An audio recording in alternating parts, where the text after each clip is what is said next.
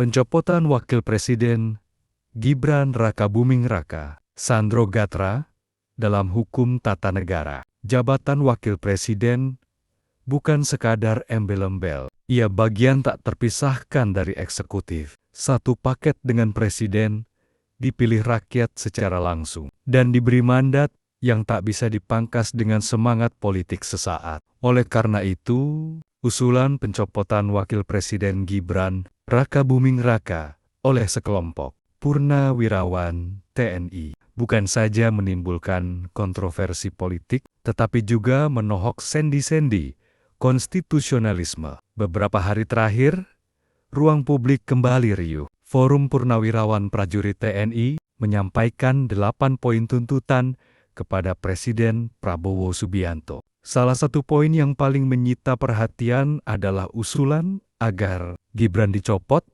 melalui mekanisme Majelis Permusyawaratan Rakyat MPR. Alasan Direktur JAK TV jadi tahanan kota. Idap penyakit seruan itu disampaikan dalam bahasa yang sopan, tapi mengandung muatan politis yang dalam. Gibran dianggap produk dari proses yang cacat etik dan hukum, karena lahir dari putusan Mahkamah Konstitusi yang terbukti bermasalah. Namun, mencopot seorang wapres bukan perkara opini atau moralitas politik semata. Ini soal konstitusi, hukum, dan sistem demokrasi yang mesti kita jaga. Dari kritik ke penjara, dan dalam sistem presidensial seperti Indonesia, mencopot wapres adalah tindakan yang sangat serius, dengan prosedur luar biasa ketat, mandat langsung, dan mekanisme konstitusional. Pasal 6 Bukaan Diafragma, Ayat 1. Undang-Undang Dasar 1945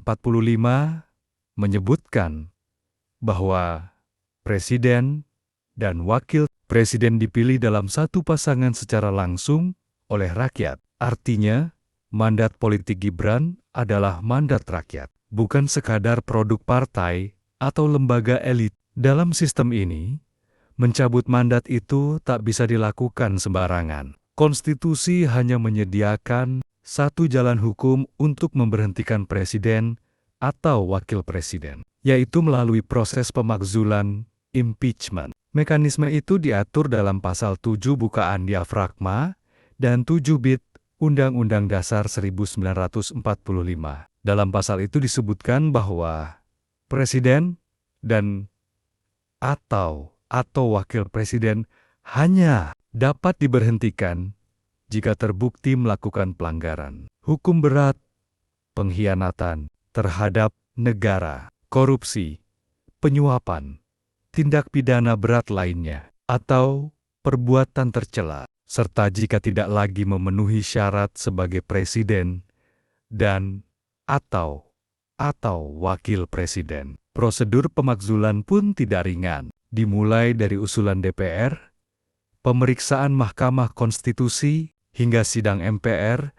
Tak ada satupun ruang dalam konstitusi yang memberi kewenangan kepada MPR untuk mencopot wapres hanya karena ketidakpuasan terhadap proses politik yang telah selesai. Benar, publik masih ingat bagaimana Mahkamah Konstitusi mengeluarkan putusan kontroversial yang membuka pintu pencalonan Gibran. Putusan itu memodifikasi syarat usia capres-cawapres bagi yang berpengalaman sebagai kepala daerah. Belakangan, Mahkamah Kehormatan MK memutus bahwa Ketua MK saat itu, Anwar Usman, terbukti melanggar kode etik karena tidak mengundurkan diri dari sidang yang berkaitan dengan keponakannya sendiri.